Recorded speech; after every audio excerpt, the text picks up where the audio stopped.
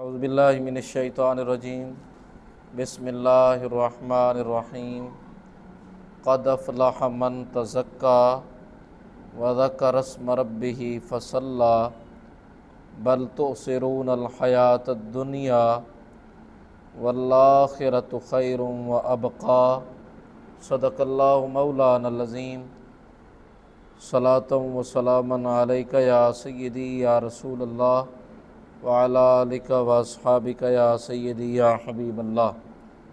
سامعین و ناظرین، آج میں نے آپ کے سامنے سورۃ الاعلیٰ جو کہ 30ویں پارے میں موجود ہے اس کی چند آیات تلاوت کرنے کا شرف حاصل کیا ہے۔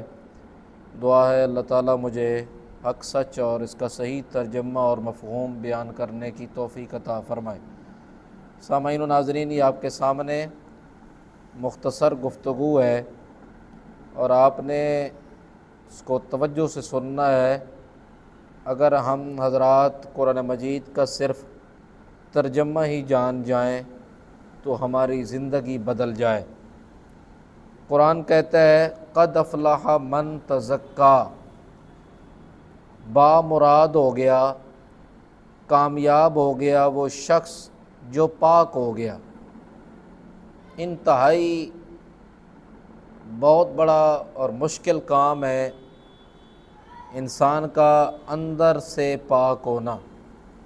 ایک ہے باہر کی صفائی، ہم اپنے جسم کے غیر ضروری بالوں کی صفائی کرتے ہیں، غسل کرتے ہیں، جسم کو صاف رکھتے ہیں، یہ ایک انتہائی آسان کام ہے۔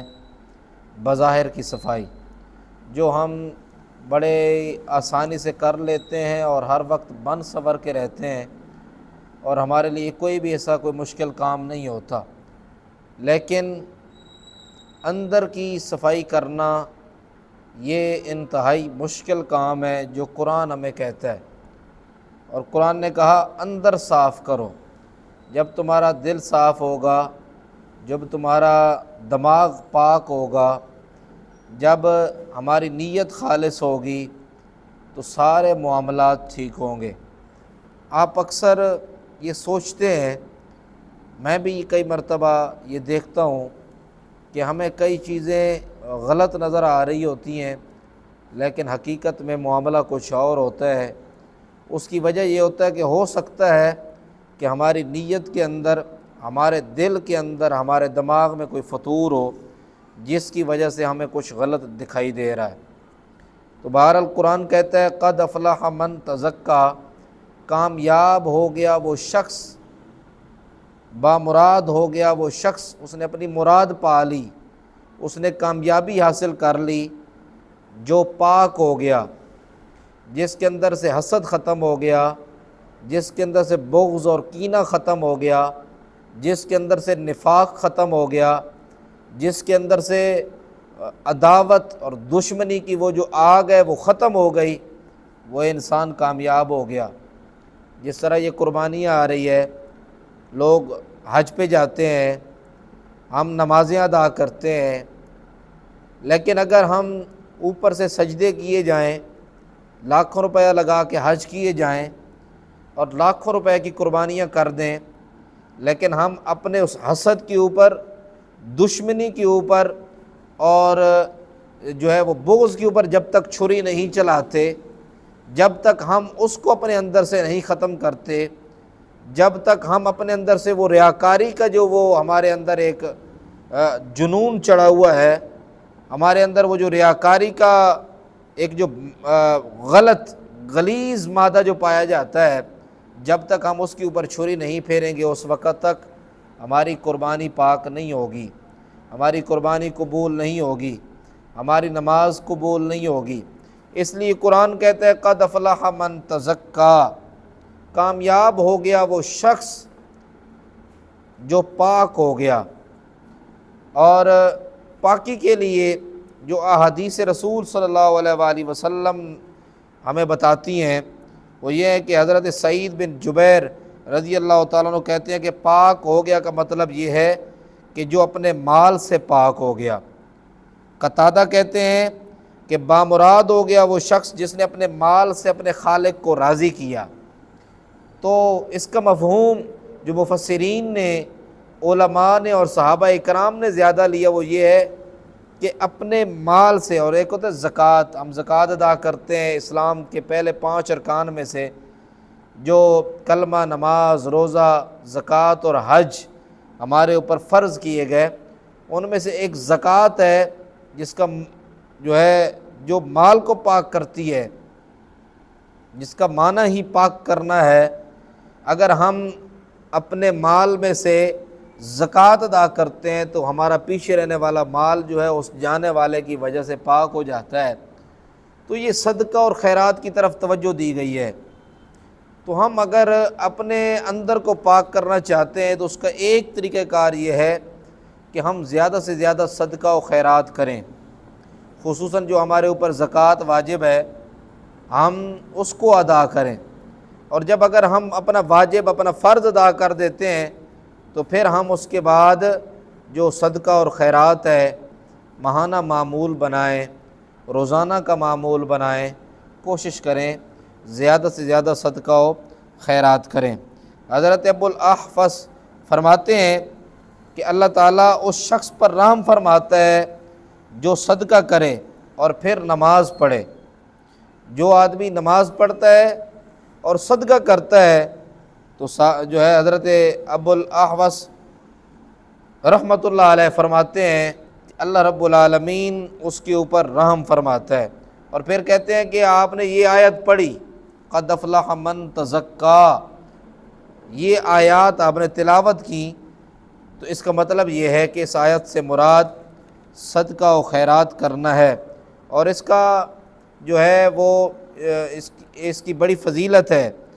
اس کے بعد ایک دوسری حدیث میں ہے، حضور نبی کریم صلی اللہ علیہ وآلہ وسلم کا ارشاد ہے، حضور علیہ السلام نے فرمایا جو شخص لا الہ الا اللہ وحدہ لا شریک لہ کی شہادت دے، شہادت لے کر آئے، وہ جنت میں جائے گا جب تک کہ اس کے ساتھ دوسری چیز نہ ملا دے۔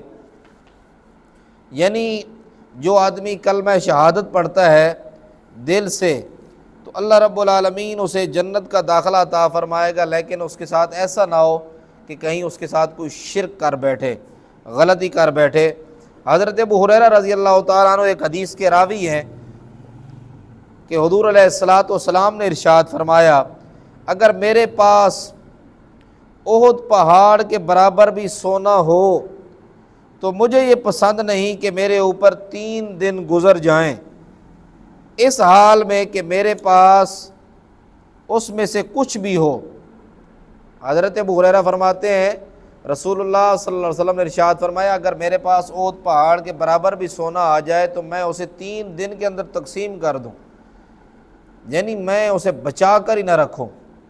اب بات کہاں پہ جاتی ہے، ہمارے پاس احد پہاڑ تو کیا، ہمارے پاس تولوں کے حساب سے اور اوقیہ کے حساب سے بھی سونا شاید کسی گھر میں ہو، ہے بھی صحیح، تو ہم اسے بھی بچا کے رکھتے ہیں اور سنبھال کے رکھتے ہیں۔ اور رسول اللہ صلی اللہ علیہ وآلہ وسلم ارشاد فرماتے ہیں اگر میرے پاس اتنا مال آ جائے، اتنا سونا آ جائے یا اتنا مال آ جائے تو میں اسے 3 دن کے اندر تقسیم کر دوں۔ تو اگر ہم یہاں دیکھیں اپنے آپ کو تو ہم کہاں کھڑے ہیں کہ ہم اپنے مال کو بچا کر رکھتے ہیں اور اس سے اتنی محبت کر بیٹھتے ہیں کہ ہم مال کے لیے اپنا دین ایمان بیچ دیتے ہیں۔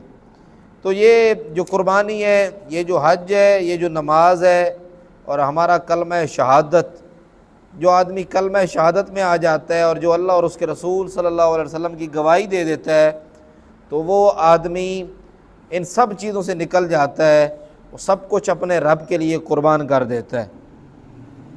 پھر قرآن آگے کہتا ہے وَذَكَرَ اسْمَ رَبِّهِ فَصَلَّىٰ، اور اپنے رب کا نام لیتا رہا اور نماز پڑھتا رہا۔ جو آدمی پہلا اللہ رب العالمین نے فرمایا کہ وہ آدمی بامراد ہو گیا، وہ شخص جو پاک ہو گیا، پہلا یعنی جو وہ آدمی کامیاب ہو گیا جس نے پاکی اختیار کی، اور دوسرا اللہ رب العالمین فرماتا ہے وہ آدمی جس نے اللہ کا نام لیا، ذکر اذکار کیا اور نماز پڑھی تو وہ آدمی بھی کامیاب ہو گیا۔ تو نماز کامیابی کی ضمانت ہے، اس لیے اللہ کے رسول صلی اللہ علیہ وسلم کی ایک حدیث ہے کہ نماز جنت کی کنجی ہے، نماز دین کا ستون ہے، نماز بے حیائی اور برے کاموں سے روکتی ہے۔ تو جو آدمی نماز ادا کرتا ہے اسے اللہ تعالیٰ بے حیائی سے اور برے کاموں سے بچا لیتا ہے، تو وہ انسان پاک ہو گیا، وہ انسان کامیاب ہو گیا۔ اس سے بڑی اور کامیابی کیا ہوگی کہ اللہ کے رسول صلی اللہ علیہ وآلہ وسلم فرماتے ہیں کہ جو آدمی نماز ادا کرے وہ آدمی بے حیائی اور برے کاموں سے جو ہے وہ نکل جاتا ہے۔ اور ہمیں اذان میں بھی ایک جملہ ملتا ہے، حی علی الفلاح، آؤ کامیابی کی طرف۔ تو کامیابی ہی کامیابی ہے۔ ہم آج تک دنیا کے کاموں میں کامیابیاں ڈھونڈتے رہے، ہم یہ سمجھتے رہے کہ ہم اگر فلاں کو راضی کر لیں گے تو ہم کامیاب ہو جائیں گے، فلاں چیز میرے قبضے میں آ جائے گی تو ہم کامیاب ہو جائیں گے، فلاں پلاٹ یا فلاں گاڑی یا فلاں چیز یا فلاں عہدہ اگر میں نے حاصل کر لیا تو کامیاب ہو گیا۔ لیکن قرآن کیا کہتا ہے؟ قرآن کہتا ہے وَذَكَرَ اسْمَ رَبِّهِ فَصَلَّى، جس نے اللہ کا ذکر کیا اور نماز پڑھی وہ آدمی کامیاب ہو گیا۔ ہمیں اذان کہتی ہے حی علی الفلاح، حی علی الصلاح، اور نماز کی طرف حی علی الفلاح۔ جس نے کامیابی پانی ہے وہ یہ نماز ادا کرے، وہ آدمی کامیاب ہو گیا۔ تو نماز کامیابی کی ضمانت ہے، اللہ کا ذکر پاکی کی ضمانت ہے۔ یہ انسان کو بے حیائی اور برے کاموں سے روکتے ہیں، یہ انسان کو پاک کرتے ہیں، یہ انسان کو جو ہے وہ دنیا کی اس مشکل سے نکال کر آخرت میں آسانی کی طرف لے کر جاتے ہیں۔ تو اللہ رب العالمین اور اللہ کے رسول صلی اللہ علیہ وآلہ وسلم کے فرامین ہمیں بتا رہے ہیں۔ پھر قرآن کیا کہتا ہے؟ بل تؤثرون الحیات الدنیا، بلکہ تم لوگ تو دنیا کو مقدم رکھتے ہو۔ قرآن کہہ رہا ہے، اللہ رب العالمین کا فرمان ہے کہ یہ انسان تو دنیا کو مقدم رکھتا ہے، یعنی دنیا کو اچھا سمجھتا ہے۔ وہ یہ سمجھتا ہے کہ یہ دنیا میرے لیے کامیابی کی ضمانت ہے، میں اگر دنیا حاصل کر لوں گا تو میں زمانے میں کامیاب ہو جاؤں گا۔ اللہ رب العالمین فرماتے ہیں تم تو دنیا کو جو ہے وہ پہلے رکھتے ہو آخرت کے بدلے میں، لیکن آخرت کیا ہے؟ والآخرۃ خیر وابقیٰ، اور آخرت کی دنیا جو ہے، دنیا سے آخرت جو ہے وہ کہیں زیادہ بہتر ہے۔ حالانکہ آخرت دنیا سے بہت زیادہ بہتر اور ہمیشہ رہنے والی چیز ہے۔ دنیا ختم ہونے والی ہے، اس دنیا میں سدا نہیں رہنا۔ بڑے بڑے فرعون، نمرود، قارون، بڑے بڑے لوگ آئے، انبیاء اور رسول آئے، بادشاہ آئے، بڑے بڑے جو ہے وہ دنیا دار اور جاگیردار آئے، اس وقت بھی آپ کے سامنے موجود ہوں گے۔ بڑے بڑے لوگ آئے جو اس دنیا میں کامیابی کے لیے جو ہے وہ اپنے آپ کو کامیاب سمجھتے ہیں یا اپنے آپ کو کامیاب سمجھنے کی کوشش کرتے رہے، اور وہ پیسہ اور دولت اور دنیا کو کامیابی سمجھتے رہے۔ لیکن اللہ رب العالمین فرماتا ہے یہ دنیا کامیابی کی ضمانت نہیں ہے بلکہ آخرت ہے۔ جو آدمی آخرت کی تیاری کرے گا وہی آدمی کامیاب ہوگا۔ اللہ رب العالمین ہمیں آخرت کی تیاری کرنے کی توفیق عطا فرمائے۔ دنیا بزرگ کہتے ہیں، اور شاید ایک حدیث کا مفہوم ہے کہ یہ دنیا مردار ہے اور اس کے کھانے والے کتے ہیں۔ ہمیشہ جو چیز مردار ہوتی ہے، جو چیز حرام ہوتی ہے، اس کو کھانے والے کتے ہوتے ہیں۔ اس لیے ہمیں اللہ رب العالمین حلال کمانے کی، کھانے کی اور کھلانے کی توفیق عطا فرمائے، اور اس دنیا سے اللہ تعالی ہمیں چھٹکارا نصیب فرمائے، آخرت کی محبت نصیب فرمائے۔ وما علیہ الا البلاغ المبین۔